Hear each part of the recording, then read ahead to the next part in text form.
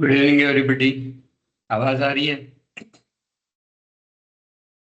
हाँ सर। हाँ हाँ सर, आ रही। Good evening. ओके। तो आज थोड़ा हम बेसिक्स लेते हैं।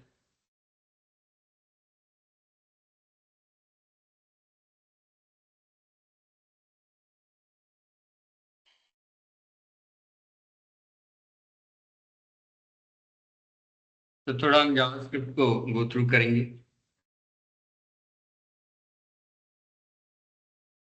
तो ऐसे जावास्क्रिप्ट की फीचर्स जो हमें रिएक्ट में रिक्वायर्ड है। ओके।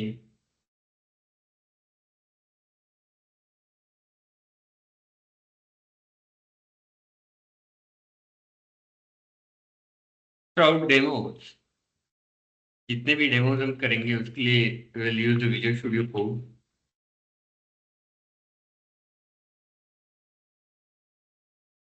तो विजुअल स्टूडियो कोड एडिटर को हम यूज करेंगे।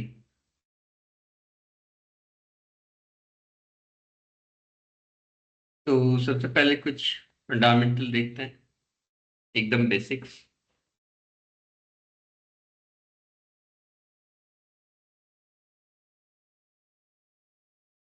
तो आज हम देखेंगे building blocks of a web application, rendering user interface, storage down, updating UI with JavaScript, HTML versus down, imperative and declarative programming in module 1.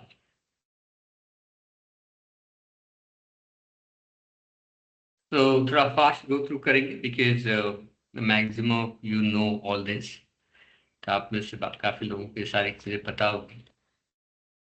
तो basic building block of web applications में आज के date में जितने modern web applications develop हो रहे हैं तो उसमें front end client side application is required.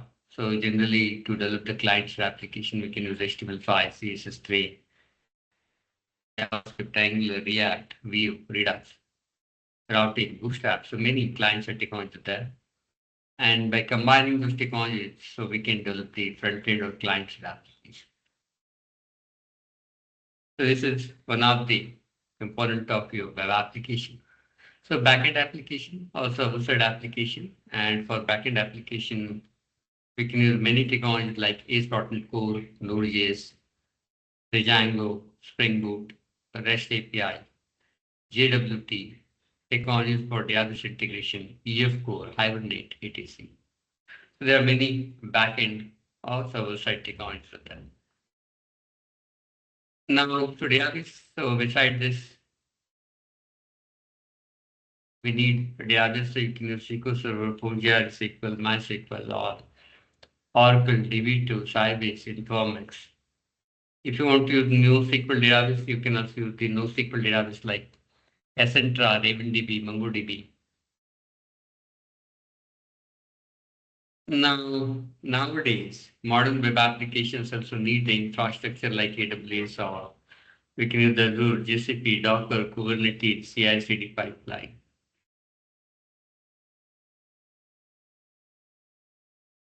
So security, so modern web applications also need the security like HTTPS, SSL, cross-site scripting, XSS, prevention, CORS configuration. Besides this, we need a performance optimization, server-side rendering, SSR, lazy loading, caching strategies, asset management, or asset optimization.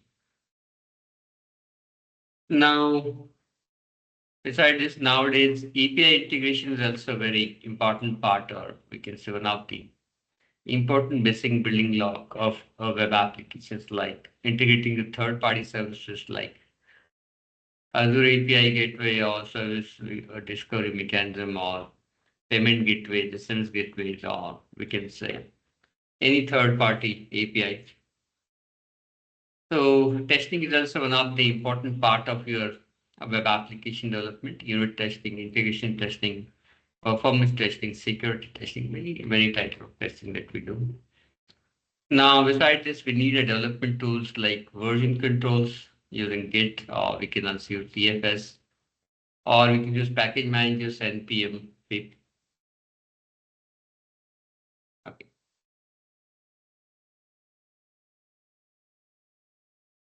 So these are the, we can say, required component of any web application. Few are optional, few are compulsory, few depend on the client requirement.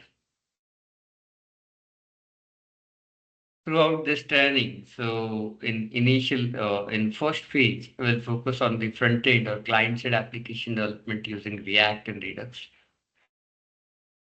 And in the second phase, we'll develop backend application using .NET Core and ASP.NET Core.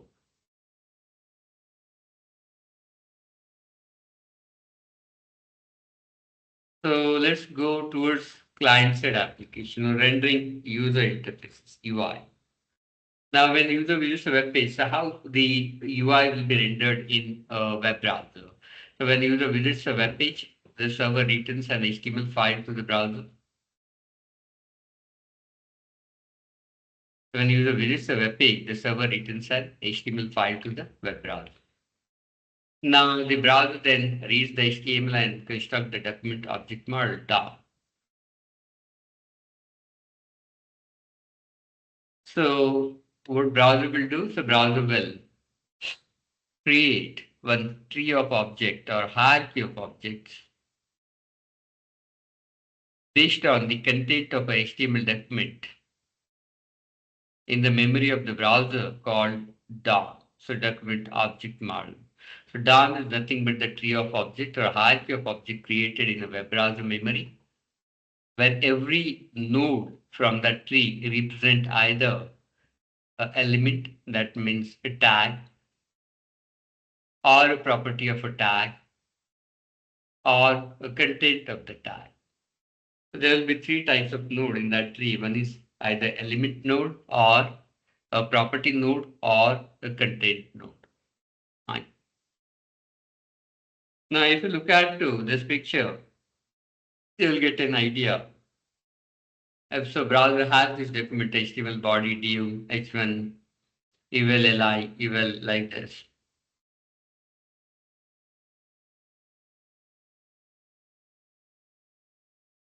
So in the browser memory, so browser will create a DOM tree where the tree, it's an object tree. So where one object represents one tag from your HTML document. So we can have the tag for HTML body, div, h1, eval, button, li. So it will also create the nodes of the tag for the attributes of the tag or attributes of the element, as well as will create the content node. So you can access that content using that content node.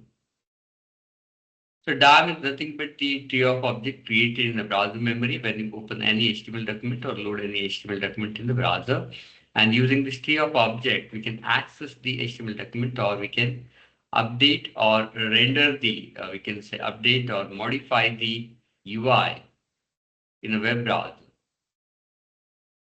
So as a developer, so using any client-side script like JavaScript, or we can say jQuery or React or Angular or Vue or Knockout, Backbone, Hot Toggle, Next.js.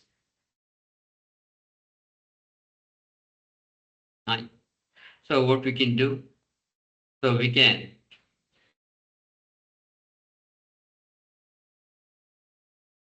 we'll manipulate the DOM. So we'll make the changes in the DOM, and if any change happens in the DOM, so web browser will reflect it inside the browser. So web browser will reflect the change in the web browser. So what is DOM? So DOM is an object representation of HTML elements. It has in your code and the user interface and has tree-like structure with the parent and child relationships.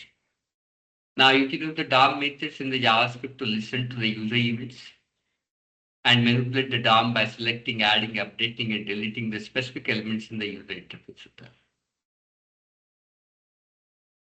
So DOM provides you tree of object where every object will have set of methods, properties, and using the set of methods or properties, we can manipulate that DOM object from client-side script like JavaScript. We can also listen the events from that particular object, and we manipulate the DOM by selecting, adding, updating, and deleting specific element, And whenever we modify it inside the DOM, so it will be reflected in the web browser. So that changes will be reflected in the web browser. So indirectly we can say, so DOM is a bridge between your, we can say, web browser UI and client-side script of that. So HTML and the client-side script. Now DOM manipulation allows you to not only target specific elements, but also change their style in the content. So using DOM, we not only can add, update, or delete a specific element, but we can also change their style, look and feel, content. So we can also traverse them. So we can go to the parent, child, so sibling. So we can do n number of things in that. Fine. Now here, so if you make any change in a DOM tree, it will be reflected in the browser UI. It will be reflected in the browser UI. If you manipulate the div, if you change the background color of div, it will be reflected here.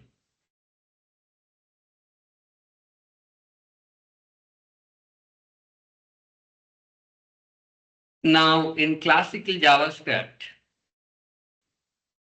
how we can update the UI? To update the UI using classical JavaScript, right, the first step what we do, we retrieve the element from the DOM using get element by ID that you want to update or modify. And then using that particular object, you can manipulate it. So for example, suppose, so our HTML page has a div tag with ID app, so we can retrieve that particular tag using get element by ID method of a document. And suppose in that particular tag, I want to add one H1. So if I want to add the H1, so the first I'll create that H1 tag. Give me a minute, I'll show you it in a. We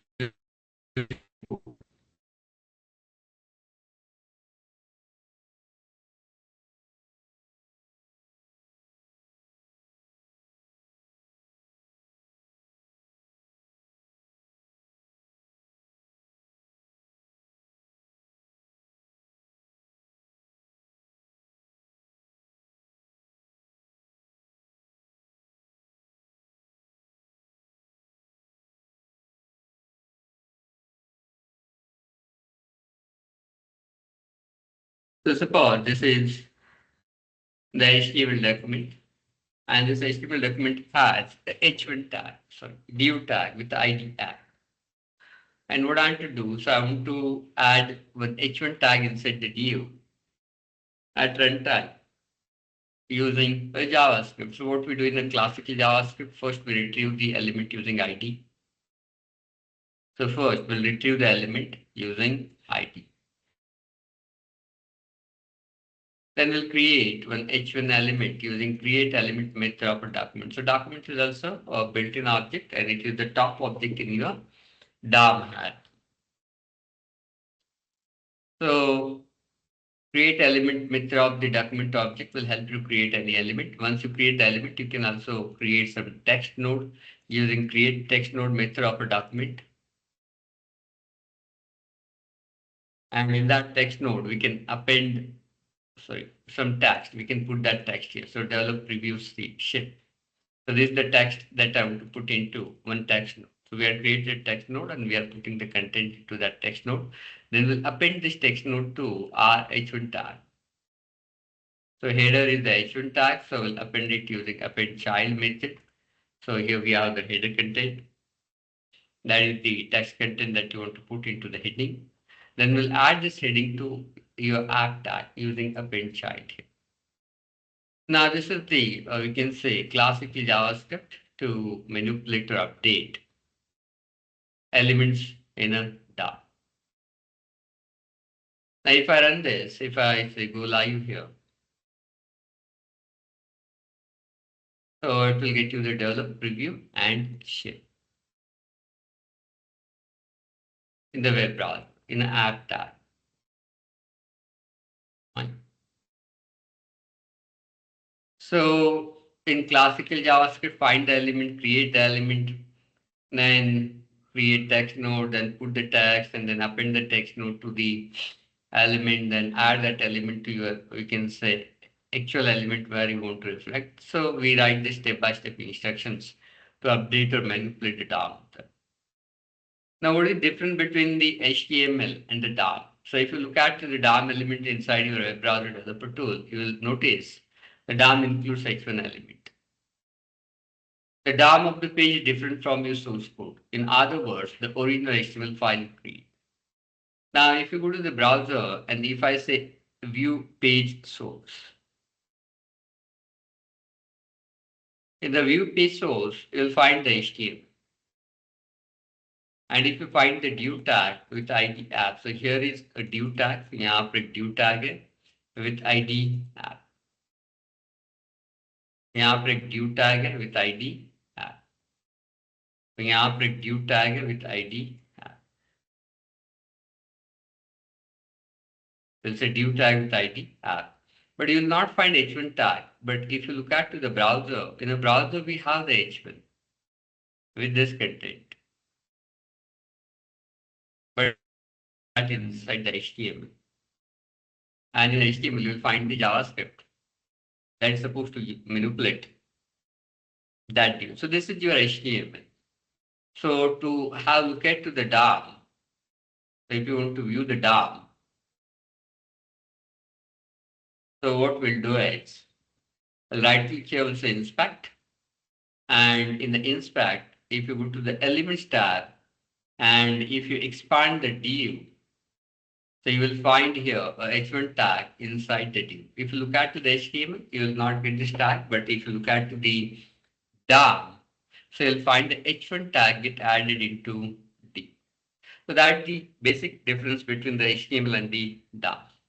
The HTML is the initial content get loaded into the browser, whereas the DOM is updated or manipulated version of that HTML used to reflect it inside the browser at runtime using any client-side script.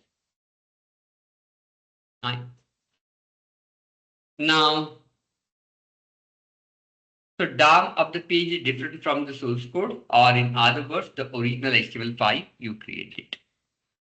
So yeah, so this is because the HTML represents the initial page content. So HTML will be the initial page content that will get loaded in the browser when you request for that particular page. Whereas the DOM represents the updated page content which can be changed by the JavaScript code or you in client-side code of that. Fine. So here is the difference. So if you look at the HTML, so you'll not find anything in a div tag. But if you look at the DOM version of that HTML, so you will find the H1 tag inside the div. So you'll find the H1 tag inside this div. So you'll find the H1 tag inside this particular div then. Okay, so this is DOM in HTML. So small introduction of the DOM. Now we'll learn one more thing, imperative and declarative programming. Now, imperative programming focuses on how to achieve a result by providing a step-by-step sequence of instructions. It involves telling the computer exactly how to perform each action and in what order. Right? So, imperative programming focuses on step-by-step implementation of the output. So, what do you want? So it focuses on detailed step-by-step instructions required to achieve the result. So by these instructions, we'll tell the computer so how to achieve that result or how to perform that particular, we can say, task or activity of that. The code just before is an example of imperative programming. So JavaScript code that we had written in the previous example is an example of imperative programming where we are telling the step-by-step instruction, retrieve the main element, then create a tag, then create a text node, then append the text node to that tag, then append that tag to main element. Fine. Now, declarative programming, so on the other hand, declarative programming focuses on what needs to be achieved.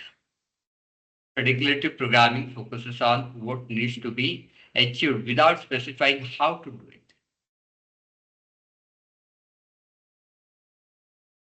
So declarative programming, on other hand, focuses on what needs to be achieved without specifying how to do it. It involves describing the desired outcome and the system figure out the necessary steps to accomplish it.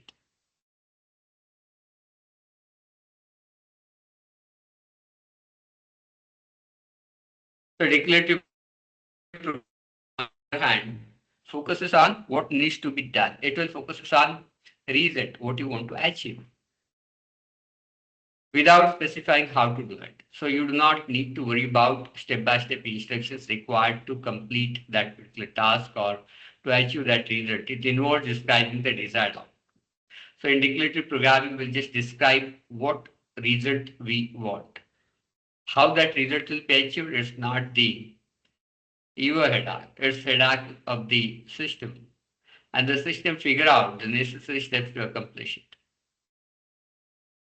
Now, why we are worrying about this? Because React is declarative. So React is declarative. So in React, we write declarative programming. So we do declarative thing. Now let's learn it by some example, cooking example. So if you want to cook the sevaya, then imperative programming, what we do? So we get a pot, fill it with the water, turn on the stove, put the pot on the stove, wait for water to boil, then add the sevaya, cook for 10 minutes, drain the sevaya. So an imperative programming will have the detailed step-by-step instruction to achieve the output. But imperative programming, not declarative. And in declarative programming, we'll just describe what result or outcome we want. In declarative programming, we are just saying make sevaya. So we are just telling make sevaya. Fine. Now, system will figure out how to make it. So if you compare them, so imperative programming, so focus, what will the focus in imperative programming? How to do something. And declarative, what needs to be done.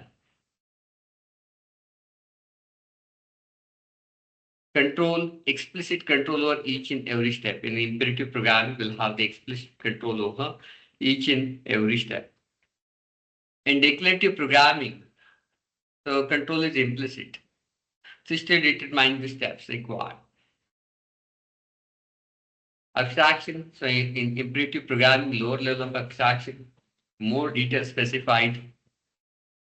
In declarative, higher level, less detail specified. In imperative, examples are C, Java, Python. In declarative, React, SQL, HTML, CSS.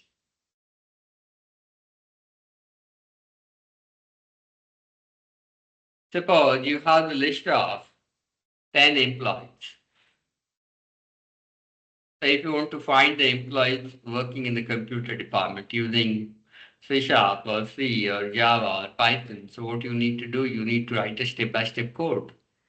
First, you need to load the list, then traverse through every element from the list, then compare every element department name to a computer. If it is computer, then display that employee. But if you use the SQL, so what we do, we'll just select star from EMP table where DPT name equal to. So there we are not telling how that result to be achieved. We are telling what result we want. So we just want the employees from the computer department. So that is the difference between the imperative and declarative programming. So HTML, CSS, React, all these are the examples of declarative programming. In HTML, we just say H1 and hello, H1 close. So what font need to be set, how that font to be set, and how it should be rendered in the browser, we do not need to worry. That will be the headache of the web browser. So we are just telling the web browser, I want a large H1. And React is declarative. Right. Now, so that ends with the first module. Now in this module, so we'll go for ES6 variables. So by which we can declare the variables in the ES6. Ternary operator, so that we are going to use a lot in React.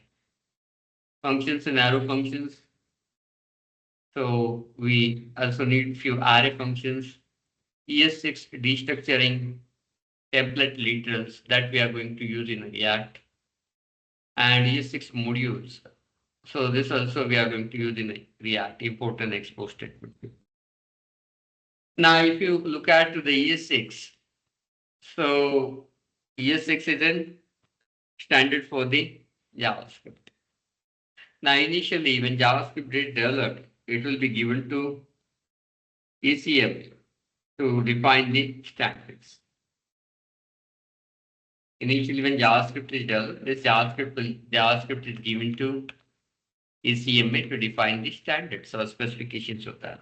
So ECMA is European Computer Manufacturers Association. This is a company, or we can say organization, which defines the standard for the computer technology. So they came with standards like ECMAScript 1, ECMAScript 2, like this 3, 4, 5 onward. They had changed the versioning, and it's called ES 2015, ES 2016.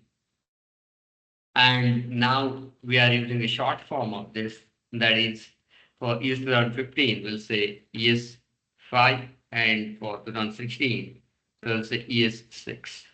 So ES6 is a standard of the JavaScript. In ES6, we can define the variables using 3 keywords. So initially we are having var keyword, but now we have the let and cast keyword. So var keyword is used to create a variable in the JavaScript. So we'll just say var x equal to value, semicolon. Now, what is the speciality of the var variable? So var has a function scope, not a block scope. So whenever you create a variable using var keyword, its scope will be function level if it is defined inside the function. So whenever you create a var variable using, inside a function, its scope will be in a function. So its scope will be up to function, not a block. So if you use var outside the function, it belongs to global scope. If you create a var variable outside of a function, it belongs to global scope. So if you use the var inside of a function, it belongs to that function. So var variable defined outside a function will have the global scope, and var variable defined inside function will have the function scope. So if you use var inside of a block, if you create a variable using var keyword inside of a block, that is for loop or while loop, the variable is still available outside the block, because by default scope of the var variable will be function, not the block. Fine. Now if you look at here, we'll see one small example of this.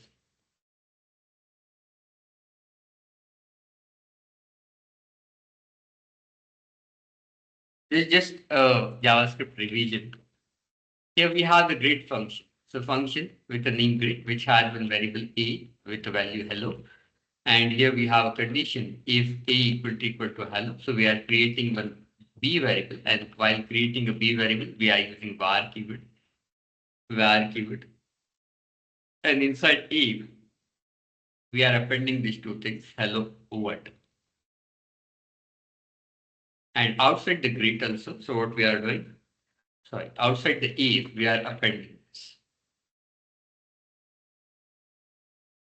So this A variable defined inside function will have the function scope, as well as this B variable defined inside the if will have the function scope so that it will be accessible here. So this B variable also has a function scope because it is defined using var keyword. So this B variable will also have a function scope because it is defined using a var keyword. So you can access it outside the if block. You can use or access it outside the if block here.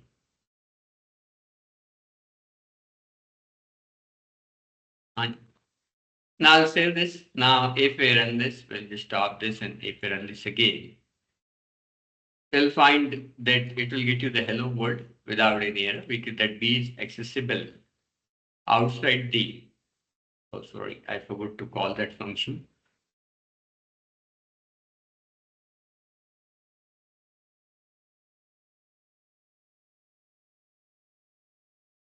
So you'll find the hello world and hello world. So hello world inside if and hello world outside if.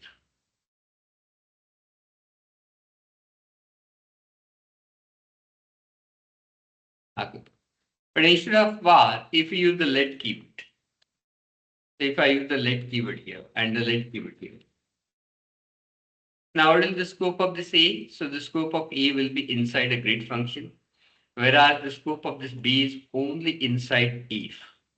So let keyword. So if you create a variable using let keyword, so let variable name equal to value semicolon. So let is the block scope version of var and is limited to the block or expression where it is defined.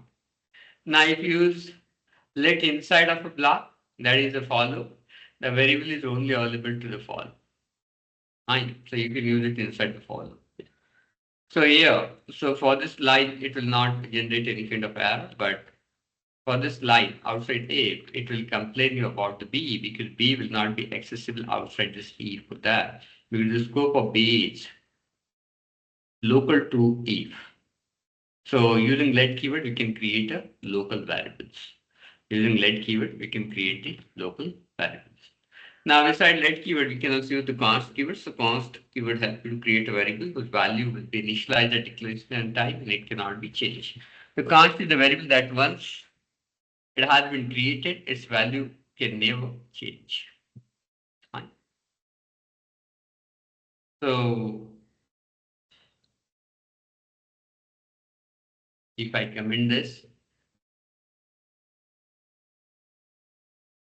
if we create a const num equal to 10, once we create the const variable, we'll say console.log and it's now.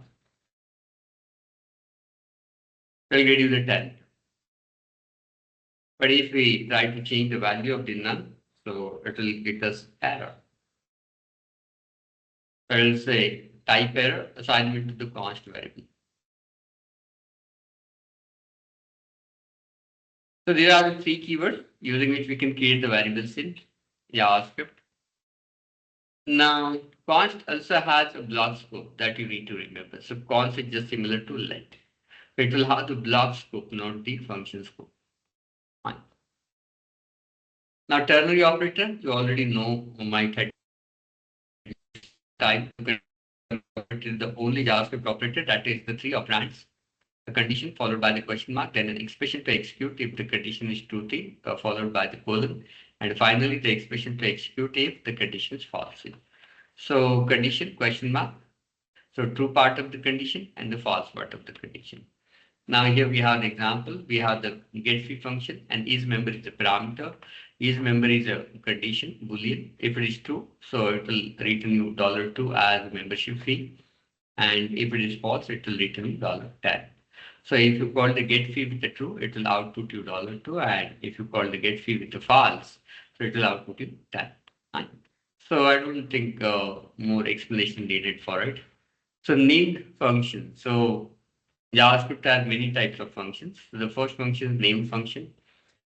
So name function, that's the regular function that we had created right now here. So great named function. So great is a name function. The function definition. Name function. The function definition, also called the function declaration or function statement, consists of the function keyword followed by the name of the function. In the name function, we'll have the function keyword and the name of the function. Now, list of parameters to the function include in parentheses separated by the commands. The JavaScript statement that defines the function includes curly brackets here. So name function will have the function keyword, name of the function, and the parameters. And in the curly bracket, we can have the definition of body of the named function. I think is the quick explanation की जरूरत नहीं. We can call that function directly using by passing the parameter, and we'll get it. Now, function expressions are anonymous functions. So JavaScript also supports the function expressions are anonymous functions here.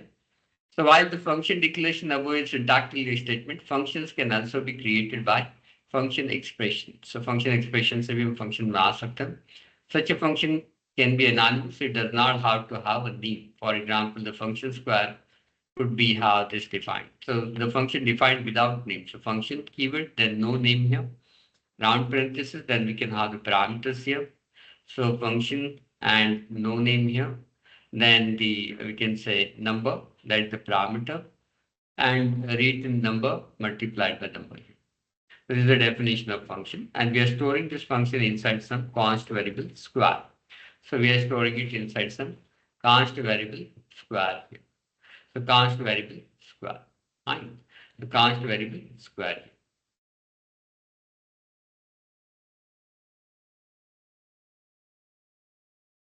You will be.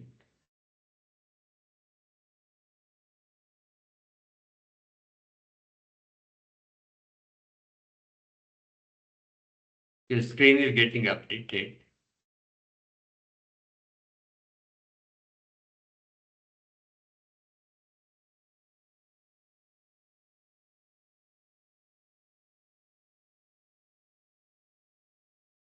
Okay.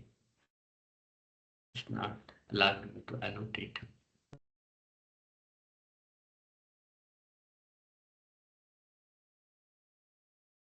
Well, back to original version.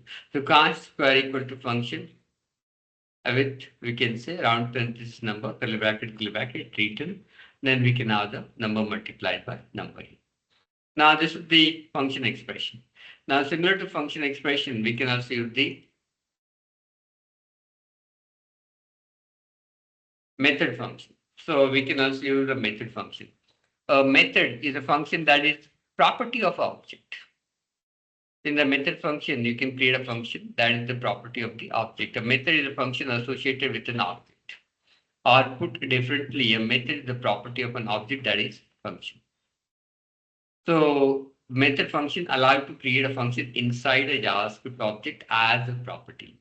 So method function allow to create a function inside a JavaScript object as a property. So methods are defined the way the normal functions are defined, except that they will assign as a property to the object here. So we have the my object here, curly bracket, and my method. So the function defined inside that object here. Fine. The function defined in that object here. So let us have an example of this method as a function.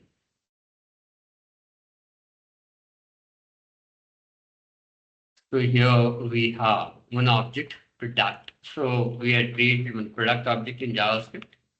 You can use the var or let keyword. So curly brackets, so product ID one, that is the property inside the product name, mouse, manufacturer name index, and price is 450.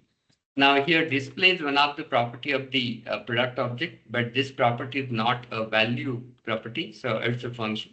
We call it as a method, so object function or object method. And in this function, what we are doing, we are outputting the value of the product ID, product name, and the price here. So product ID, product name, and the price. We can also add the manufacturer name. But when you access any of the property of this particular object here, you need to access it using this. So they start MFG name.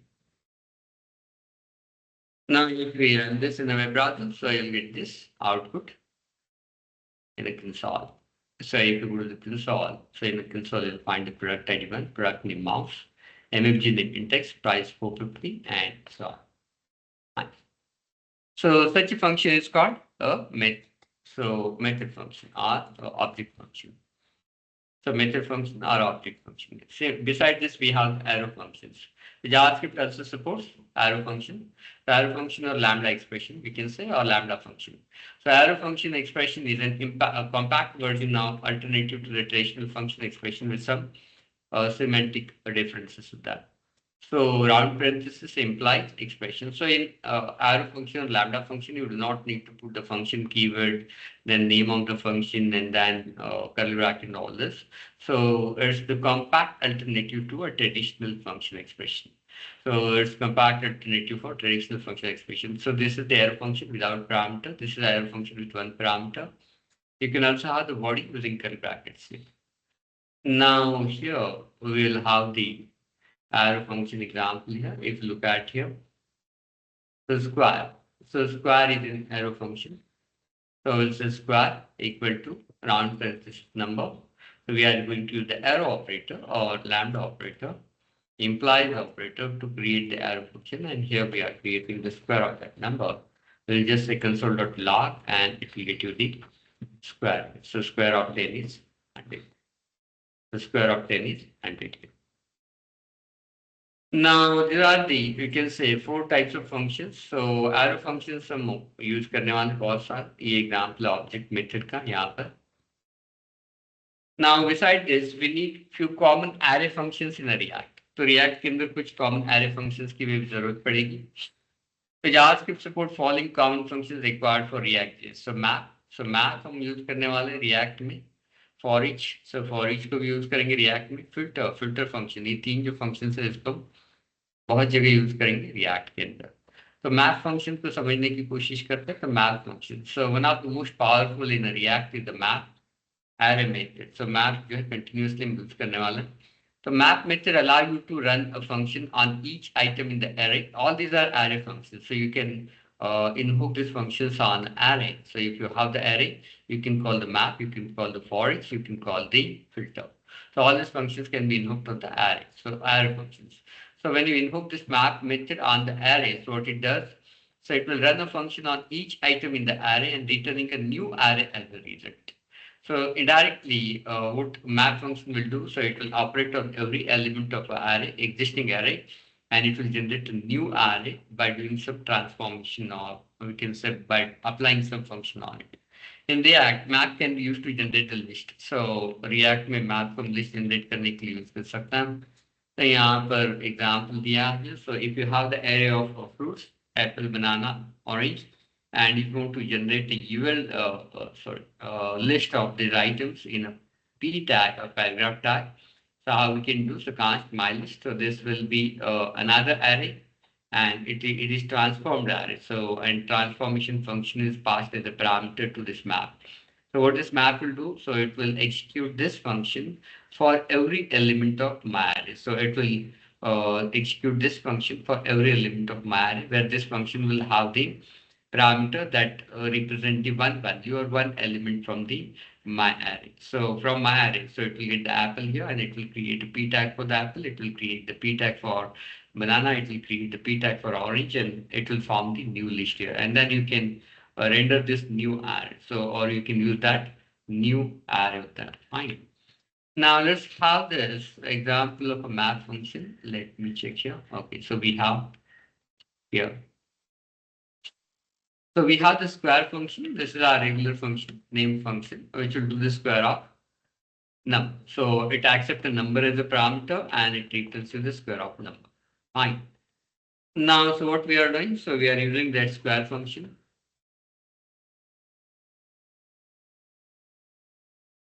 in the map. So we have the array of numbers here, 2, 4, 5, 6, 7, 8, 3. And we are applying this square function on every element of this array. So numbers.map square. So by this we are telling to the you can say JavaScript, please apply the square function on every element of number and create a new array that will contain the result of this particular function. So this new array will contain squares of all these numbers. So it will contain the 4, 16, 25, 36, 49 like this. Now if I run this, we are displaying the new array here.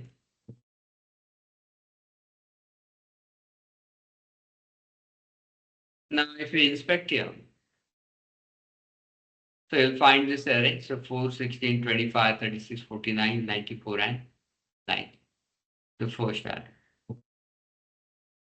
So map function will transform, indirectly you can say, map function will transform one array to another array using some logic. And that logic is written inside this function.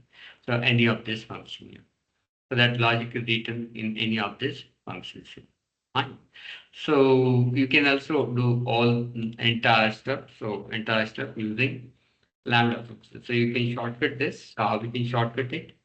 So we can directly say here, so numbers.map, and we can pass an arrow function as a parameter here.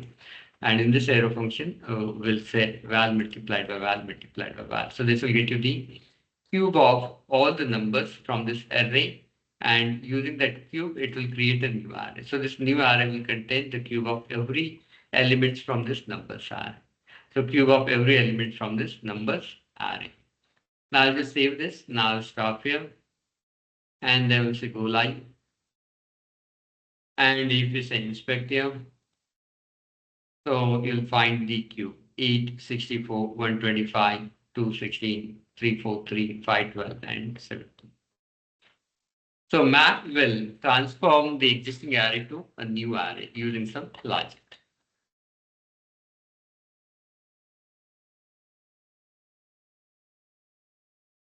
Now, similar to map, we have the for each method. So what for each method will do? So for each method calls a function and iterates over the elements of an array.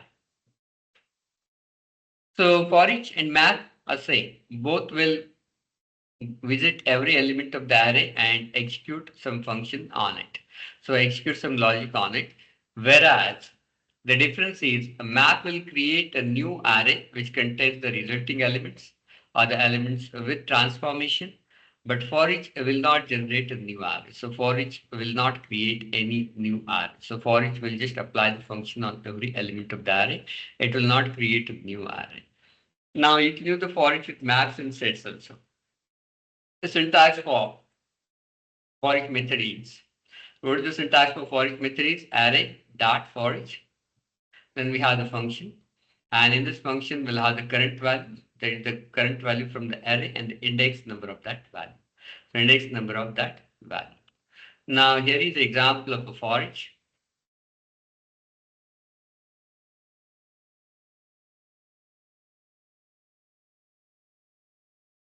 Okay. So if you look at this for each function, so what this for each function is doing is it's working on this numbers array, and it's displaying the index number and the square of that number. So it's logging the index number and the square of that number. So the first parameter will be number from the array or element from the array, and the second is the index number. And it's just logging the index number and the square of the value from this numbers array.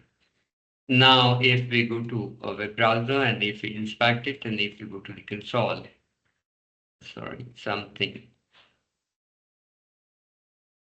Comment, I think, कहीं रह गया है. So here.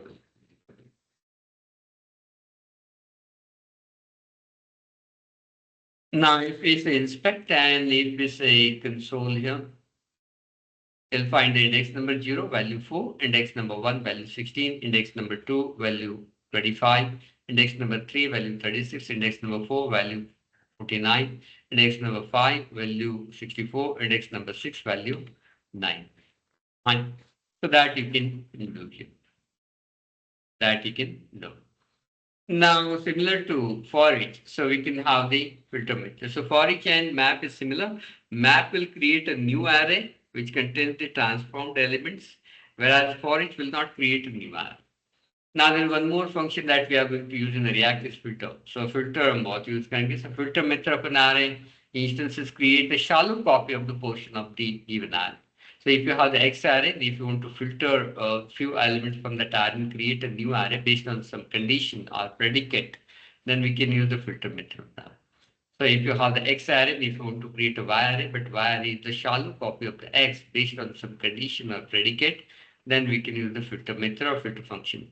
The filter method of an array instances creates a shallow copy of the portion of the given array, filtered down to just elements from the given array that passes the test implemented by the provided function.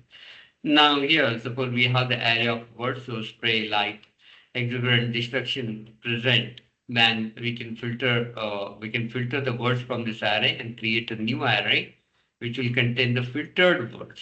And what filter we are using here? So we are using one function that will return you true or false. So indirectly we can say it is a predicate or condition. So if any element from this array satisfies this particular condition or predicate of that, so it will be selected as an element of a new array. So what this condition is saying, so the word with the length greater than 6. So it will select only those words from words array where length is greater than 6 of them. So this new result array will contain only words whose length is greater than 6 here. Fine. Now, here is one more example. I will explain you both the examples here.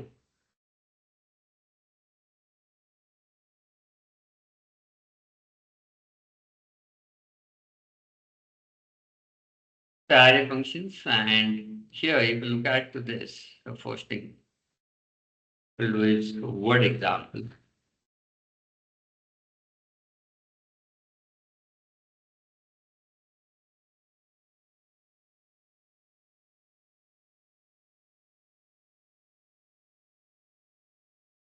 So if you look at here, so we have the words array, and we are telling to the filter, please select only that word whose length is greater than 6 and create a new array. So it will create a new array, and that result array will contain only words whose length is greater than 6 here. So if you look at here, I think there is coming closing. Okay. So we got only 3 words. So length is greater than 6. Only 3 words. Not only arrow function. So you can also create a separate function with some logic and you can use that. Also we use this sometime. Now if you look at here, so here we have the array with some numbers.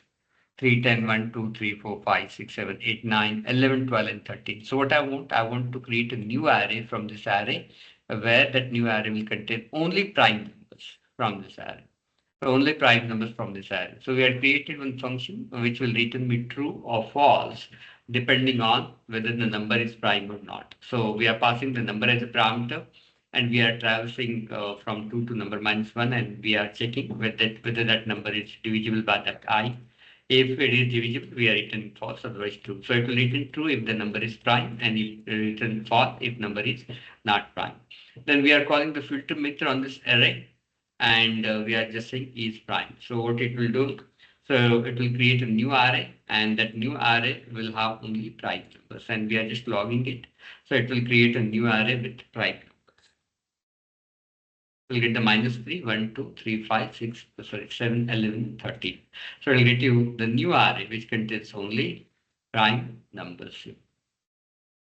Now, beside array functions, so we are going to use destructuring. So destructuring assignment in React. So React के अंदर destructuring assignment को भी हम बार-बार use करेंगे. So we'll use the destructuring assignment in the React again and again. So React के अंदर हम destructuring को भी बार-बार यूज करेंगे. Fine. Now, what is destructuring? So the destructuring assignment syntax is a JavaScript expression that makes it possible to unpack the values from the array or string or object into distinct variables.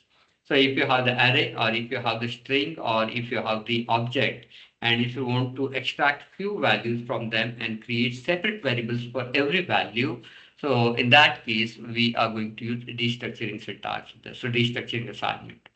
Now, destructuring assignment is very common thing that we need to do in React. So object destructuring, the first thing that we go for object destructuring. The destructuring assignment syntax unpack the object properties into variables. So we have the object const, then the name of the object equal to curly bracket, then property name colon value, property name colon value, property name colon value. So if we have such object, so we can destructure this object to extract its values into separate variables. So we can destructure this particular object to extract its value to create a separate variable. So how we can do that in we can say object destructuring. Now in object destructuring, we'll select our value depending on the scope, curly bracket, then the variable, property names equal to object here. So property names equal to object here. So property names equal to object. So what this destructuring syntax will do, it will extract the first name and last name from this particular object, and it will create two separate variables, first name and last name. So these two separate variables will be created, and where first name will contain the John and last name will contain the dog. Now let's go for the object restructuring syntax here.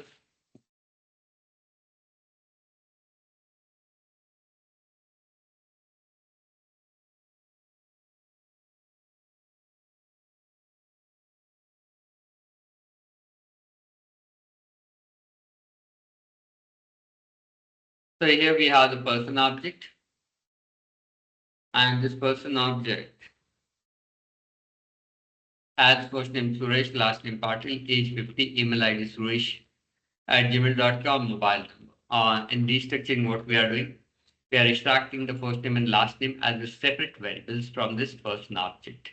So this destructuring syntax will create two separate variables, first name and the last name, and we can log them. So we can log them in a console, or we can use them as a separate variables. Now, if I go to the console here, you'll find the Suresh in the party. Fine. Now, if you want to restructure email, then you can also right click from our email, also console.log, and it will output the email. So Suresh Patil, suresh@gmail.com. Fine. Now, object destructuring, this is the common syntax that we need every day in React application. Now, the string destructuring, you can also destructure the string. So if we have string, destructuring, we are using the curly bracket, that you need to remember. So for object destructuring, we use the curly brackets. For string destructuring and array destructuring, we use the square bracket. Now, so we have a string, and the string contains React.js is a declarative. And if you want to destructure some characters from this particular string, we can select A1, A2, A3, A4, A5. So equal to name. So it will extract the first character from the name and put it into A1 variable. It will extract the second character from the name and it will put it into A2 variable. And it will extract the third character from the name and it will put it into A3 variable. It will extract the fourth character from the name and it will put it into A4 variable. It will extract the fifth character from the name and it will put it into A5 variable here. The A5 variable. Fine. Now, so what we can do here is,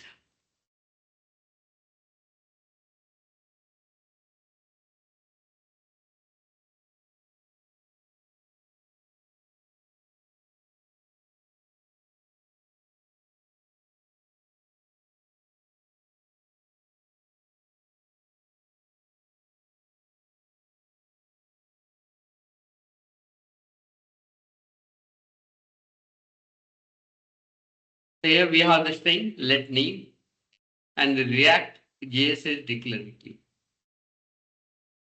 So React JS is a declarative. Here we are using string destructuring, so name, and with array, so let A1, A2, A3, A4, and A5. These are the 5 variables from the name array. So A1 will get the value R, A2 will get the value E, A3 will get the value A, A4 will get the value C, and A5 will get the value T. So if you output the A1, A2, A3, A4, A5 here, so what will happen? So it will have the R, E, A, C, T. Okay. String destructuring. Now, similar to string destructuring, so we can also destructure the array. So string destructuring की तरह array भी destructure कर सकते हैं. So we have the array of bananas, oranges, apples, and mangoes. So we can destructure similar to string. So fruit 1, fruit 2. So it will destructure the fruit array where the banana will be put into fruit 1 and oranges will be put into fruit 2. Now, we are just going through basics here. Later on, we'll do many experiments with them.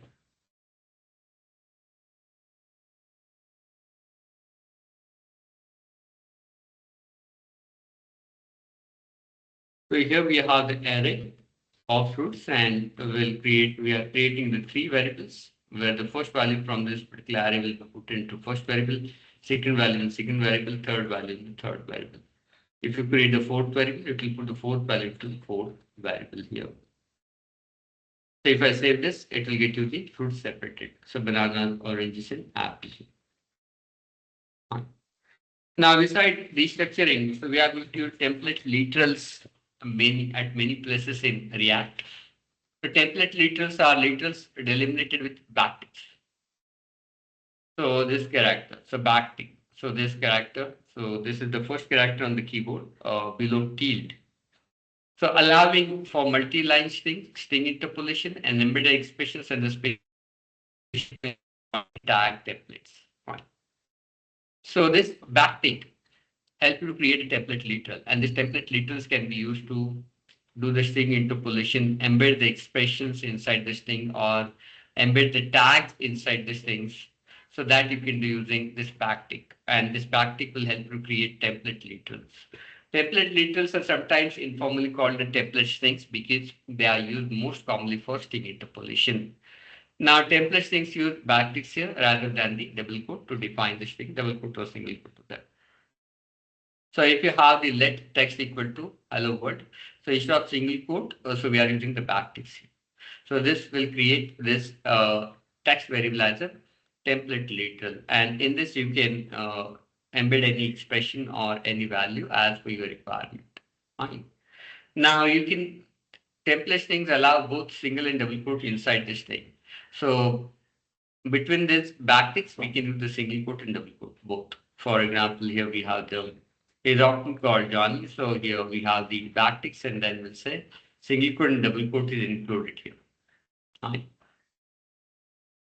Now, what are the uses of template literals? So first use is we can create multi-line string.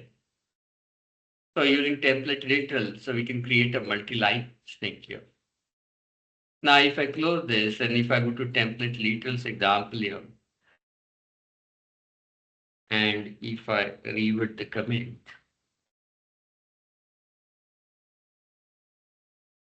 the first uses is multi-line string.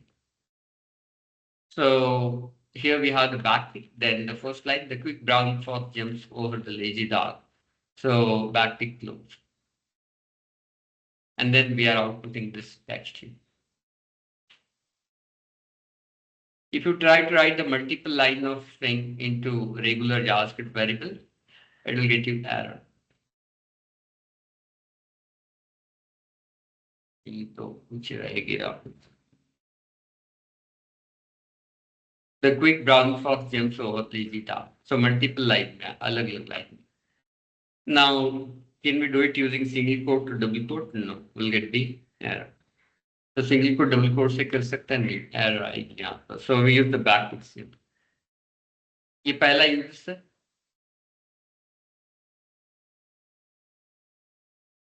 Now the second use is we can create string interpolation.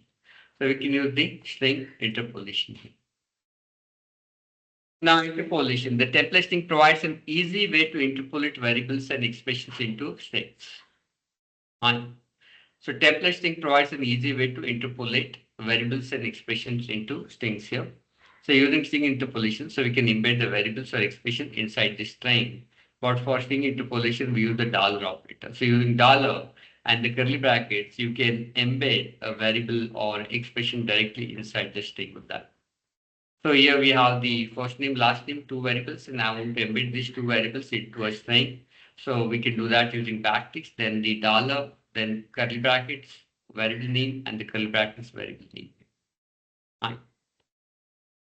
So let's have an example of string interpolation here. So we have the first name Sunil and last name Tiwari. So let text.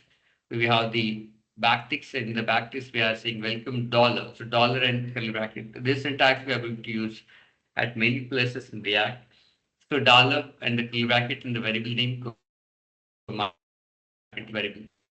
The variable values directly inside the string using this backticks, and this mechanism is called string interpolation. So if you go to the output, it will get you the welcome Sunil Tiwari explanation. Now, not only the variable names, you can also put the expressions. Let we have a variable called quantity with the value 10, and let we have a variable called the price with the value 20. And here we are logging the amount by multiplying the quantity and the price here. We are logging the amount by multiplying the quantity and the price. So amount equal to quantity multiplied by price. So it will get you the, we can say amount. Now, eighth way, stop this, and if you run this, if you go to the console, so you'll get the welcome Sunil Tiwari, amount 200 here. So welcome Sunil Tiwari, and we'll get the amount 200 here. Right. So you can embed the expressions or variables directly inside this thing using backtick, or we call it as string interpolation. Right. Now the next thing that we have is modules. So ES6, we can say standard supports the modules. So you can also create the modules in the JavaScript. What is basically module?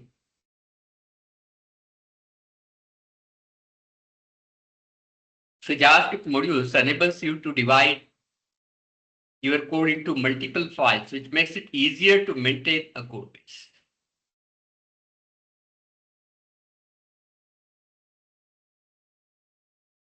So what is the problem with the JavaScript? By default, whatever the code you write in the JavaScript file will execute in a global scope.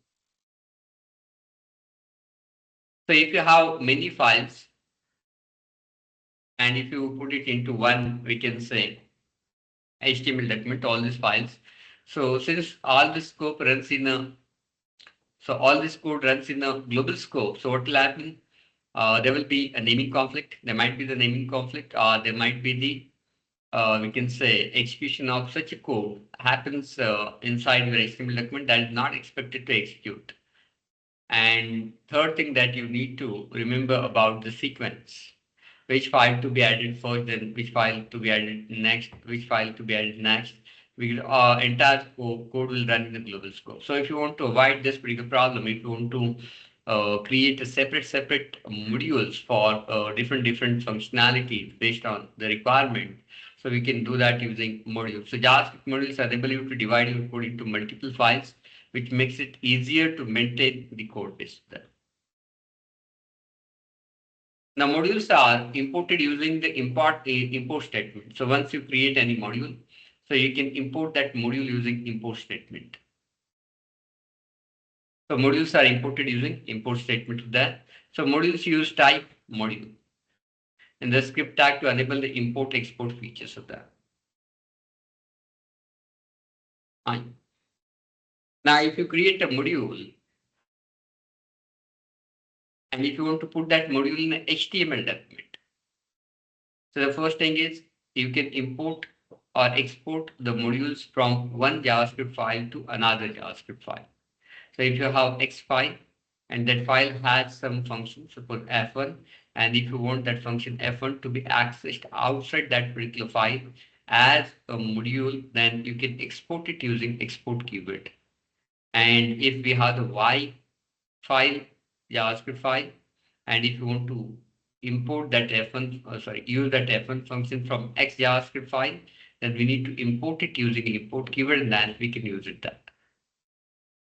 But if you want to use your module in HTML, then you need to attach or add the JavaScript file using script tag, but where we'll put the type to be module.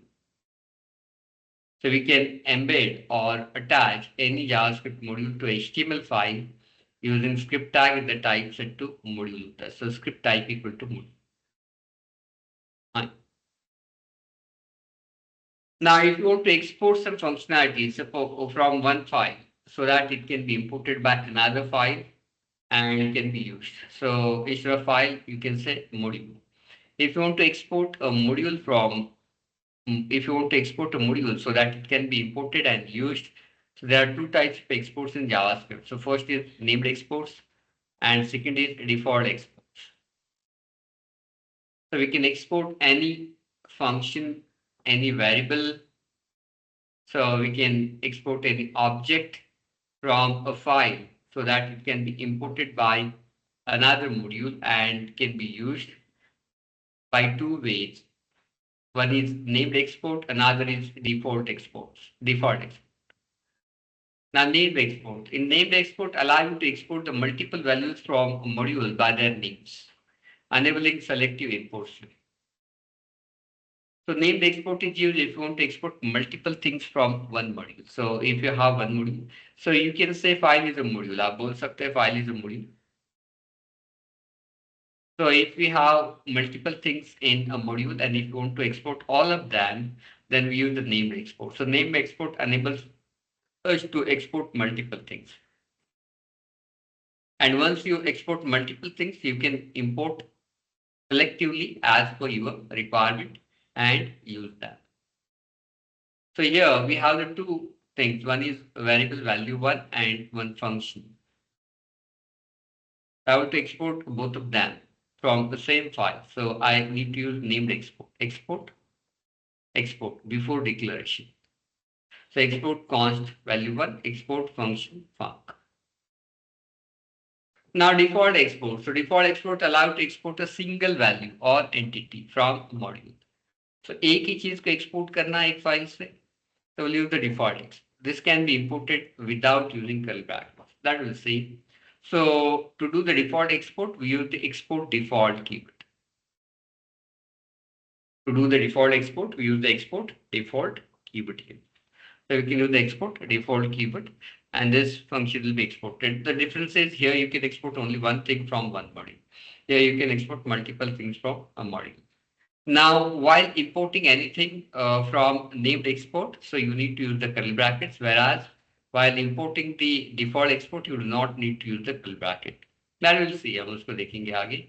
Now, once you export any function, variable, or object from one module, you can import it using another module. So you can import it using another module, and to import it, we'll use the import keyword, then the name of a variable, or name of a function, or name of object from then path of the module. So name of the variable, name of the object, or name of the function from so path of the we can say file. So it will import grid from module.js. And then we can log this grid. So we can call the grid function to log it. So we can call the grid function to log it here. So we can call the grid function to log it. Fine. Now let's have an example of this.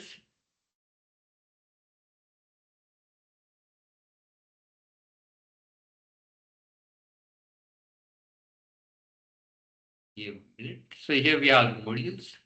Now if you look at here, the first file that I have is accelerator.js. So accelerator.js is a JavaScript file, or we can say module, which has a function called the press, and I had exported it using export keyword. So I exported it using export keyword, named export. So press, what this function is doing is outputting accelerator pressed. Similar to this JS file, so we have another file called engine.js. And if you look at the engine.js file, so it also has one function that is exported using export keyword. And it has a start function and it's outputting engine started. So it's outputting here the engine started.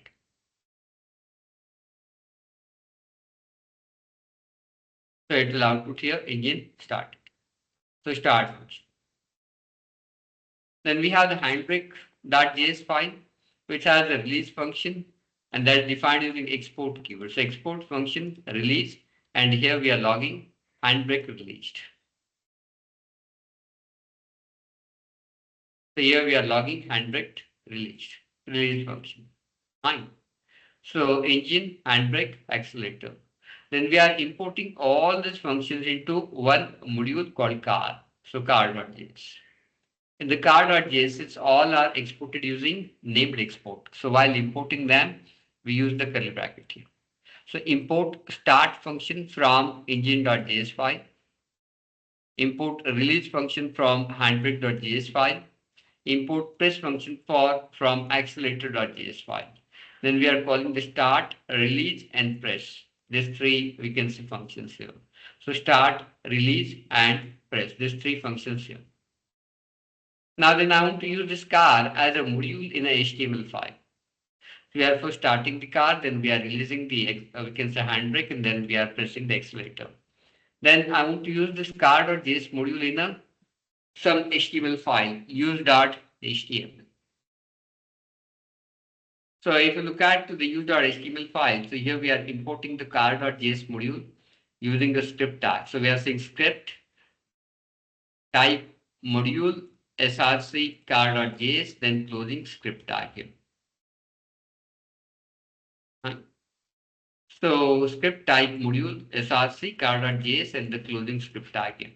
So by this, so what we are telling to the JavaScript, so load car.js in this HTML document as a module.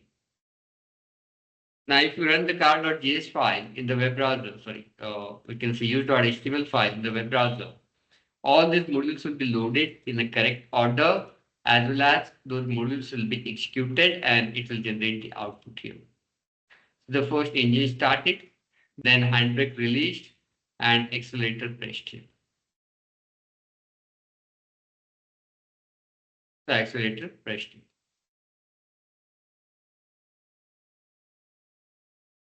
Fine. So this way we can create the modules, we can do the export and we can do the import and we can use that module in a HTML document of that. Fine. So this is the end of day one. Fine.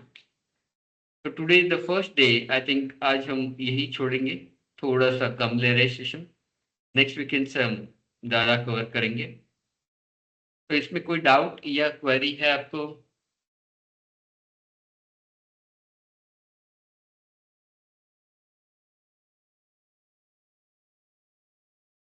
नहीं है.